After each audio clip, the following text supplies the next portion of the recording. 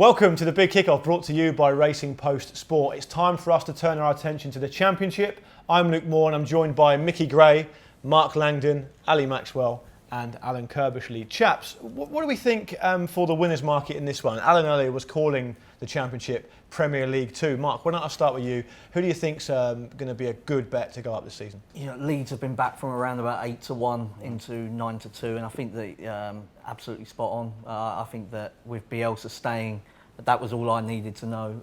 In terms Were you surprised by that? Yes, because I mean, he doesn't tend to hang around places too long, but I think he really enjoyed it, managing in the Championship, managing Leeds, and on a lot of the key performance indicators, expected goals and stuff like that, Leeds were not only the best team in the division, they were the best team by a considerable margin. Now, it didn't quite drop for them. I think they were unlucky, essentially. And if they play to the same standards, I've no doubt really that they'll go up. I mean, they've lost Janssen, a big part of their defence, but Bielsa's never won. It's never about the individual, it's all about the team. And so with Roof and Bamford up front, they've got Jack Clark back from Tottenham on loan. There's a lot of quality. Phillips in midfield is absolutely outstanding. I think Leeds will win it. Mickey, what do you think Leeds need to do to go one step further than they went last year?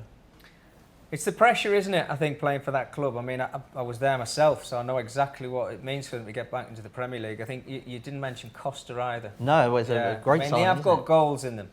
And I think when you're in the Championship, it's all about goals. Every side's got very good players. They play some very good football in the Championship now, but I think it's about putting that ball in the back of the net. If they can keep Roof fit, Costa with his quality and his pace, he's got that experience now of being at Wolves for a couple of seasons. He's now dropped down to the Championship to play there. They'll take some beating. If they can handle the pressure, they've got every chance of doing it this season. Was the work rate something that caught up with them last season, though, do you think?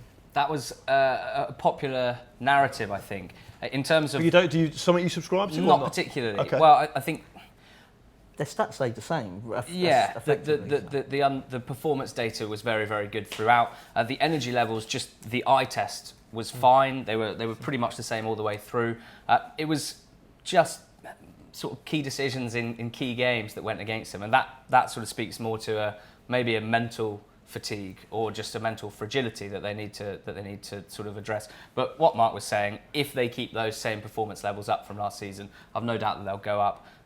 To my mind, as a backer, I'd love to see another centre back just for depth. But I believe that Calvin Phillips, who's mostly a defensive midfield player, will be used at centre back if they are as dominant as I think that they will be. So the reason they're so short is we've kind of all been bit put off over the last few years backing teams relegated from the Premier League because barely anyone apart from Newcastle has gone straight back up. So Cardiff, Huddersfield, Fulham, they all look very good on paper, but they scare punters away a bit, I think. And then there's a glut of teams that look like they might have improved a bit, the likes of Stoke, Bristol City, Brentford, teams like that. But Leeds, we kind of know, are going to be up there, so they seem a fairly safe pick.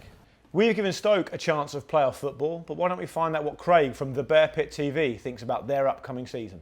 So, my head and heart expectations for the new season. Obviously, my heart is saying we're going to be right up there. We're going to be challenging for them top two spaces, at worst, a playoff place. My head, if I'm totally honest, and I am really sitting on the fence here, I truly do not know. We've brought in some decent signings that I see on paper, but the Championship is such a difficult league to judge. It's so unpredictable. And Nathan Jones, to a lesser extent, is still a reasonably unproven manager. He had a great go at it at Luton, taken from near the bottom of League 2 all the way to the top of League 1. But he's still very much unproven at this level. And if truth be told, he did have a difficult end to last season. So Craig isn't as optimistic as us, but why don't you tweet at Racing Post Sport to let us know what you think about the Championship playoffs? Alan, Ali mentioned Fulham there. What do you make of their chances? Well, I'm quite currently pleased. In at 7-1. Yeah, I'm quite pleased with some of the business they've done, and Scotty Parker, obviously a player I know very well, and first full season. I think it's difficult for the teams that have got relegated this season. You can count on one and a half hands how many teams have gone straight back up after being relegated. So it's very, very difficult to do that, and I think it's going to be difficult for Fulham, although they've done well in the transfer market so far. But I just see it. What do you think Scott Parker will be like as a gaffer? Because that's kind of the big question mark, right? When you have a rookie manager. It's interesting because I can't wait to see Charlton play Fulham because both my ex-players, who I never thought would be manager. Lee Bowyer and Scott Parker are both managers, so I'll be interested in that one. Listen, I think the players like him. He was always planning to do this. He was taking his badges before he retired. Went off to Spurs into the academy for a little while and then got brought back to Fulham. There must have been a plan there somewhere that he would take over at some time. I think the thing that, and sometimes Mickey agreed with this, being at the right place at the right time. When Ranieri took over at Fulham, he actually signed Scotty from Charlton at Chelsea. So he knew him and he kept him in the fold, which obviously right place, right time. So when Ranieri got sacked, Scotty was sitting there waiting to... And I think the players like him. I think it was a big vote of confidence from the players when he got the job. But I just think it's going to be very difficult for them, three relegated teams. I see this as wide open, the Championship. Yeah. I really do. I fancy Leeds like the rest of the boys, but when you look at the quality in that league, I did say it's a Premier League too. If you look at the stadiums and the size of the clubs, it's incredible and it's so strong. So I think it could be one from 6 or 7 teams that win the league. That's the winners then. Don't forget you can have your say in the comments below. Let's move along to be promoted then. One team that's caught my eye in here, Mark, is Nottingham Forest. A lot of interest in them at 5-1. Look, they've just got rid of their coaching staff, but some fans, obviously, some backers see something in them. Yeah, they do. I mean, I think Martin O'Neill, divides opinion, I think, as to whether he's still able to manage at the absolute top level. And there were even Forest fans who'd seen him win European Cups with them, sort of quite negative towards the football. I think they feel like he came along about 15 years too late. Maybe. So the kind of betting public feeling is here that with Nottingham Forest, they were really well fancied last year. Spent a lot of money. It didn't work out at all. Karanka, O'Neill maybe weren't the right managers. Defensive managers weren't the right for this mainly sort of attacking team. They've brought in a lot of foreign sort of technically gifted players, and so now they've got a foreign coach in Lamouchi who's done well, particularly in France before. So I think that's where that angle comes from. I think Fulham will go up with Knockaert and Cavallero either side of Mitrovic. So I've got them finishing second. If you want some sort of bigger price teams, I would look at Brentford if they keep Mopé would definitely be one, and also I think Bristol City are going quite nicely. I know Ali likes Bristol City as well. Tell us about that then, Ali. Yeah, well, Bristol City... Wax lyrical about Bristol City for us all. What we're seeing with some of the bigger name teams like Derby and Middlesbrough is that actually they're having to cut their cloth this summer, and almost trim their squad. So they might not be as strong as they have been previously. But Bristol City, a club going in the opposite direction. They've sort of put together more of a long-term vision of how to get to the Premier League because they haven't had parachute payments. They're not a team with a massive revenue, but they've done things the right way. And it seems like they now recognise this season as an opportunity to go up. So big signings of Thomas Callas and Jay Da Silva, young players from Chelsea, both on loan there last season. The sorts of players you don't normally think you could buy at the end of their loan, but they've got them, and that was a big statement of intent. I think they might have the best defence in the division, Bristol City, with Callas and Adam Webster if he stays. So Webster, they're talking like 20 million quid, aren't exactly. I think the price is putting a lot of Premier League teams off Webster, although he looks like a class act and formerly a Portsmouth player as well, of course. So I think Bristol City, they missed out narrowly of the playoffs last season. It's purely good vibes this summer, and that slightly worries me, to be honest, because there must be. They need to learn how to beat teams at home, teams that they're expected to beat. They need to learn how to dominate games, but they're very well drilled under Lee Johnson. I do think that they're a playoff team. Mickey, anyone else, particularly any team taking your eye for maybe an outside look at promotion? I think you've got to look at, maybe from the outside, I suppose, I agree with Brentford. Yeah. But you have to keep hold of the players that play some really nice football. Bristol City, last couple of seasons, they've had these cup runs where they've gone so far, and I think everybody's kind of taken notice. But Lee Johnson was tipped as a manager maybe possibly jumping out of the Championship into the Premier League only a couple of seasons ago. So again, they've got really big support. There or thereabouts. But like Alan mentioned before, anybody can have a really good run in this Championship. And if you get on that run and the momentum keeps taking you further and further, the closer you get to that end of the season, it's all about confidence and just ticking the games off. Let's move on to top scorer, Alan. A player that's been mentioned already by the team here is Mitrovic at Fulham. Massive for them that he's signed a new contract. Do you fancy him to bang some goals in this year? Yeah, because of the way they've gone about their recruitment, wide players, lots of crosses in the box, and he dominated most centre-halves in the Premier League. At that level, he's very, very strong. And I think it will suit him, a bit more straightforward. Perhaps the ball's going to get in the box a little bit quicker than perhaps it does in the Premier League. Yeah, so I fancy him. But if Brentford can keep hold of Mopé, I think that he may well top the goal scoring charts, because they play a brand of football that suits him as the striker. He's a really good finisher. But as we've seen on numerous occasions, if they get the bid in, they can't keep hold of their players. No. It's part of the way they run the club. You know, they bring players through, give them an opportunity. Big comes in, they sell. They've done fantastic over the last 4 or 5 seasons, with Dean Smith first and now the new manager. And it's a pity, really, because I think if they could have kept hold of their better players, they're definitely, for me, a playoff team. But I'll go for Mopé again. Well, I mean, Mopé's at 10 to 1, yeah, Mark, and Mitrovic is at 6 to 1, which is short enough. I mean, he's a big favourite. I mean, where's the value out of those two players, do you think? I would probably go for Mitrovic, only because we know he's going to be there, and Brentford have got this history of selling, for the right price. And I think Mopé's a Premier League forward that would do a job for just about anybody, sort of bottom half, like a Crystal Palace or somebody like that. I could see him going there and scoring.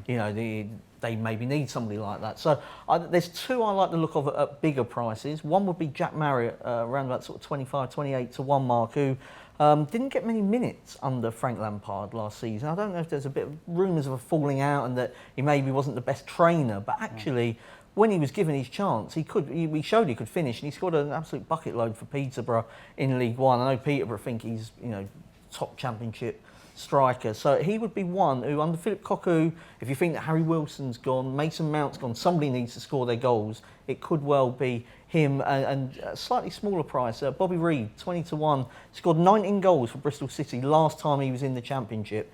I think he found the jump up to the Premier League a bit too much, as any striker would, I think, at Cardiff, because they don't create many chances. Back in the Championship, a league that Warnock knows well, I think Bobby Reid can have a big season. Ali, very quickly, anything to add to that? Yeah, we were blessed with 9 goal scorers in the Championship last season that scored 20 goals or more, which is a very, very rare thing. I spoke about Bristol City.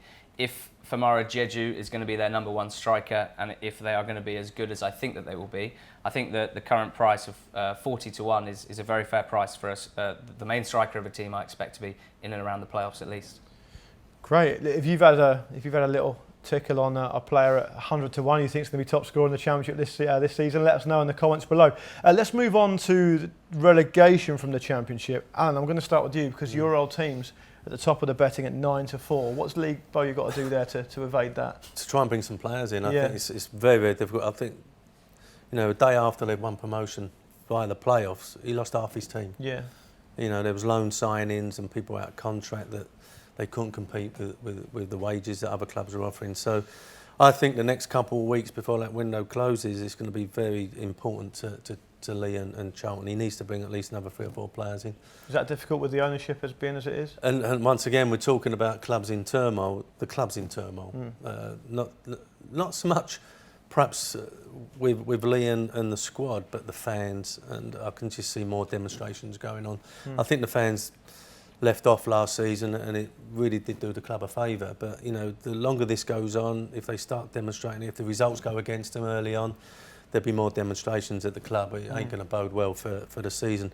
Yeah, I mean, I was there last day of the season, 2-3 seasons ago, where they played Burnley on the final day. They could hardly get the game finished. There were so many protests going on. If it goes that way, it's very difficult. Yeah. One that I think Charlton will be relegated. I mean, you look at the quality they had on loan last season. Cullen in midfield, I think, was a big player for them. Bilic from Arsenal as well was, he was running the show in the European Under-21 Championship against, elite players. And I'm surprised Arsenal are not giving him a go, actually. Aribo's gone to Rangers. I think he could have gone higher up. They lost Grant in January. Centre-half's gone to Preston. Yeah, Bauer's gone to Preston. So, I think they would be very deserving favourites. 2, I'll just quickly give a shout out to. 1, QPR, around about sort of 7 to 2 mark. I think they only won 3 games in the whole of 2019.